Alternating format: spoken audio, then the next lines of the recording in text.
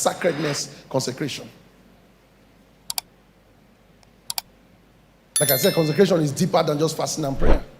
In sacredness, we're talking about ability to keep secrets. The flesh is very loose. It can easily open up what should not be opened up, which puts you in trouble.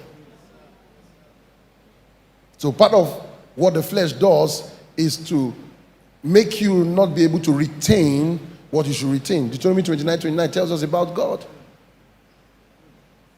The secret things belong to God. So there are things that God will never tell you. He keeps it as secret.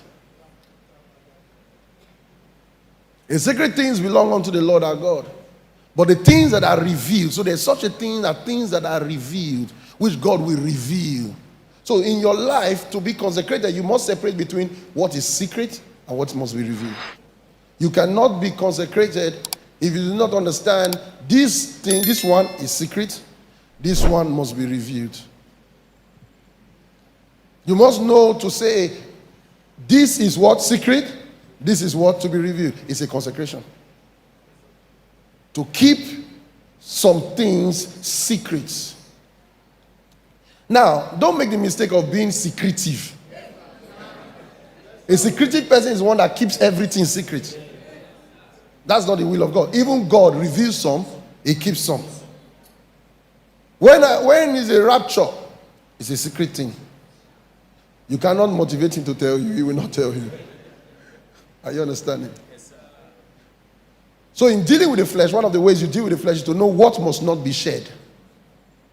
What must be kept. So we want to do that. Let's run through because of time.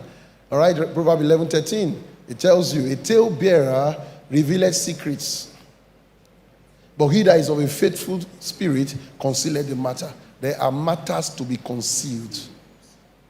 If you cannot control your lips, if you cannot separate between what should be said and what should not be said, you cannot walk in sacredness. So, why is someone a talebearer? Because he cannot keep anything you tell him. What is that now? Is it Satan? No, it's the flesh. Remember, in consecration, we are dealing with everything of the flesh. Everything that is flesh. And one of it is tale-bearing. You hear something, you can't say, okay, this thing I've heard, it ends between the person who told me and me. You can't say that. The minute he leaves, you tell the next person. The minute that person leaves, you tell the next person. You even tell the bus conductor.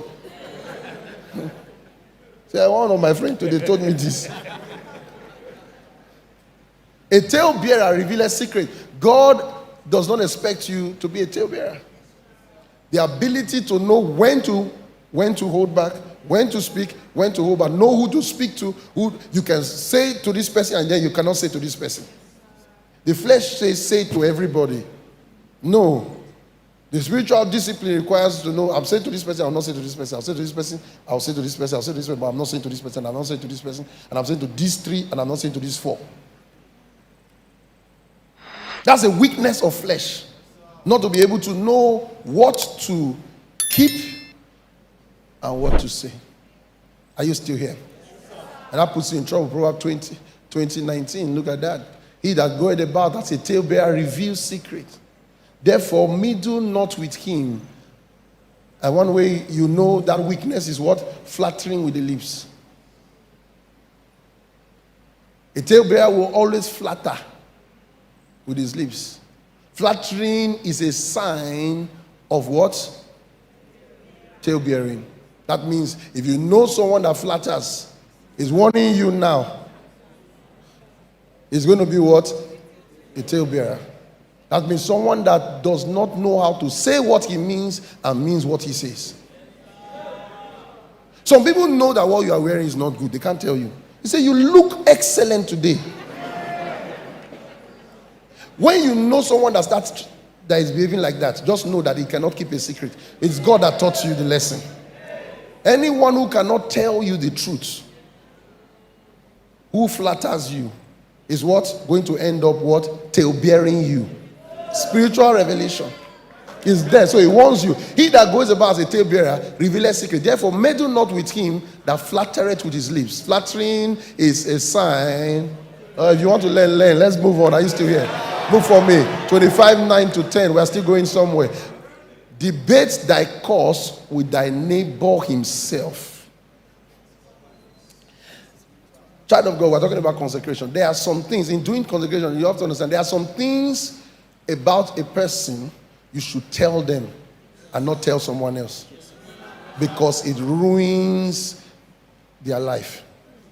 In other words, if something happened, maybe I lost something, he came to my house, and I lost, something's missing, and he came to my house, I should be able to confront him. Please, did you take the red shoe? Because when you left, I couldn't find the red shoe.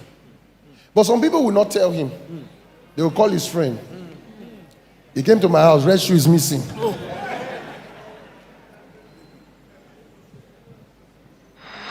That's flesh. That's flesh. That's flesh. You must learn to walk in the spirit. The flesh does not care what happens to the reputation of another person in discussing them. So consecration is not just fasting and praying. A lot of us, we fast and pray like, but in this we fail. Move for me. What's the result? It said, lest he that heareth it put thee to shame. And you'll be known to be what? A talebearer. Whoso keepeth his mouth and his tongue keepeth his soul from trouble.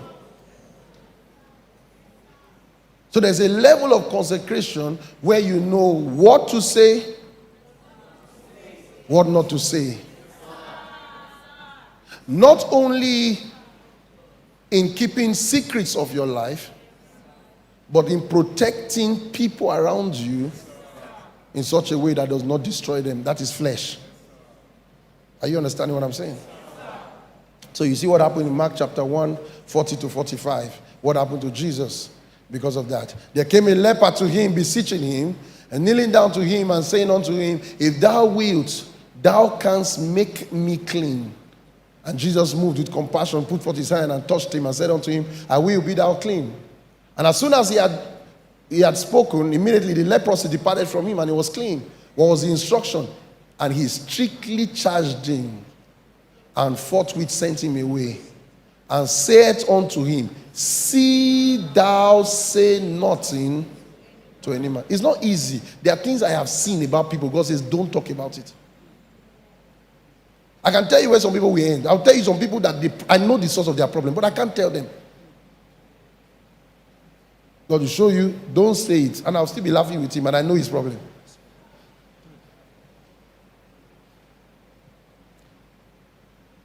And said unto him, see thou say nothing to any man. Are you seeing it? But go thy way and show thyself to the priests, and offer for thy cleansing those things which Moses commanded for a testimony unto them. What happened? Read yourself. There is what not to publish. He published it much and blazed abroad the matter, insomuch that Jesus could no more openly enter into the city. Where did he abide? But he was without in desert places. He had to move his ministry to the desert because of this man. There's time to share. Jesus did not say don't share, but not now, because we're not ready to relocate to the desert yet. Keep it for now. The man will not keep quiet. Though it was a good thing he did, but he did a good thing. So you have to understand, it's not about being good.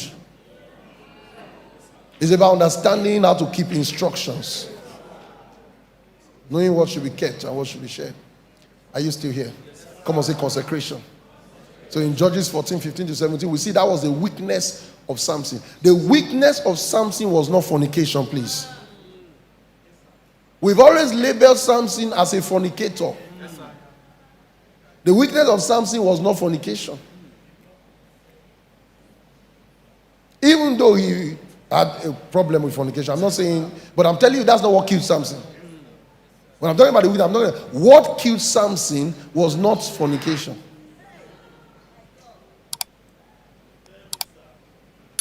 It came to pass on the 7th day that they said unto Samson's wife, entice your husband, that he may declare unto us the riddle, lest we burn thee and thy father's house with fire. Have you called us to take that which we have? Is it not so? So what happened? Read. So what happened? Now this is not Delilah. Samson had a wife. You never read in your Bible? Okay, read. This is not Delilah now. Read.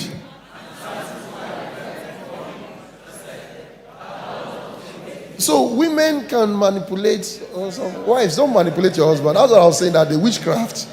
Somebody will get angry with me that I said witchcraft.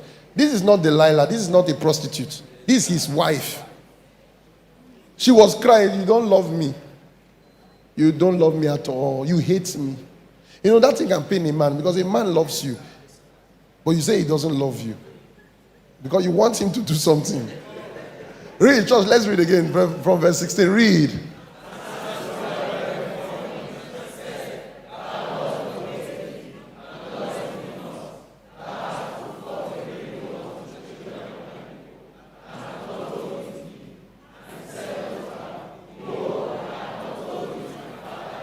Even my father and my mother have not told. Why should I tell you?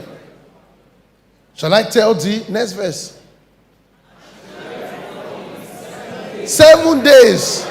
She was crying. Every day something talks to her. Somebody say, how are you, honey? What is it? Sweetheart? Oh. No show. Come on, say no show. Every time something goes to the room, no show. 7 days of punishment. Read, She wept before him. Read,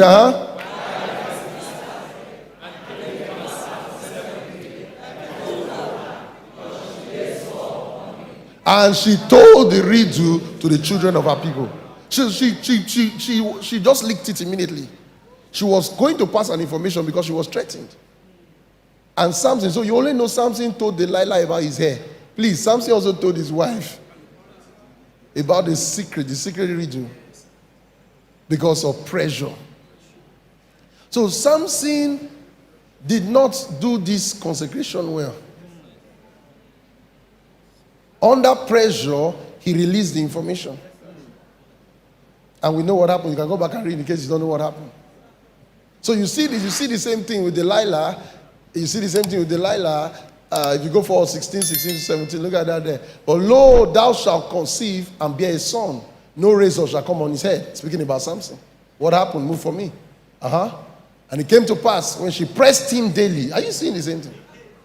With her words, and urged him, so that his soul was vexed unto death. What happened? That he told her all his heart. So you can see the same thing happening to his wife. The same thing happening.